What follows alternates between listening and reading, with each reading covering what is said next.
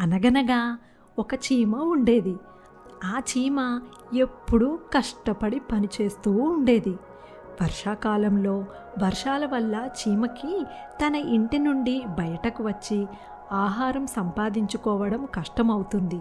కాబట్టి వర్షాకాలానికి కావలసిన ఆహారం కూడా వేసవి కాలంలోనే సేకరించేది. అందుకే ఎప్పుడూ పనిచేస్తూ ఉండేది చీమ. చీమ కష్టపడడం ఒక మిడత చూస్తుంది. ఆ మిడత ఎప్పుడూ హాయిగా పడుకొని సేదదీరేది. మిడత చీమ వద్దకు వచ్చి, "ఏమిటి మిత్రమా, ఎప్పుడు చూసినా పని చేస్తూ ఉంటావు?" అని అడుగుతుంది మిడత. "మనకు వర్షాకాలంలో ఆహారం సంపాదించుకోవడం కష్టం కదా మిత్రమా, అందుకే వేసవిలోనే సేకరిస్తున్నాను. మరి నువ్వు కావలసిన ఆహారాన్ని సమకూర్చుకున్నావా?" అని అడుగుతుంది చీమ. "ఏమిటి మిత్రమా ఇది, ఎప్పుడూ ఇలా కష్టపడుతూ ఉంటే జీవితంలో ఆనందించేది ఎప్పుడు?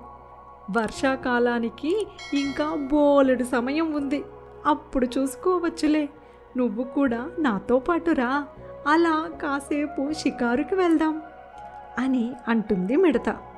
"వద్దు మిత్రమా, ఇప్పుడు జాగ్రత్త పడకపోతే తరువాత తిండి దొరకక చావాల్సి వస్తుంది" అని చీమ తన పని తాను చేసుకుంటూ ఉంటుంది. కొన్ని జీవితాలు అంతే, ఎప్పుడూ కష్టపడడం తప్ప సుఖపడడం తెలీదు అని నవ్వి వెళ్ళిపోతుంది మిడత.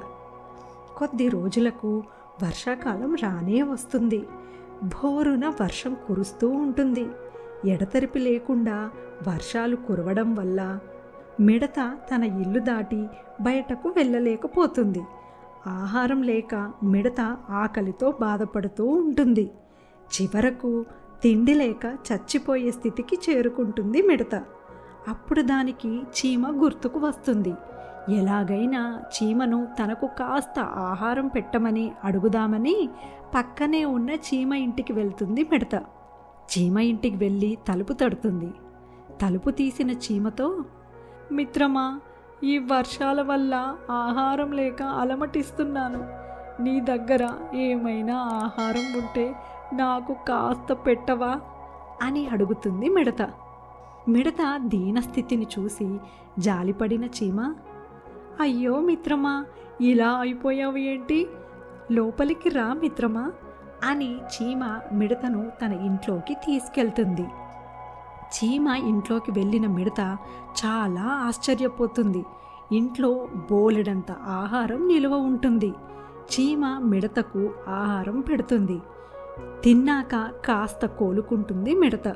"ఇలాంటి రోజులు వస్తాయనే నేను ఆహారం నిలువ ఉంచుకున్నాను మిత్రమా.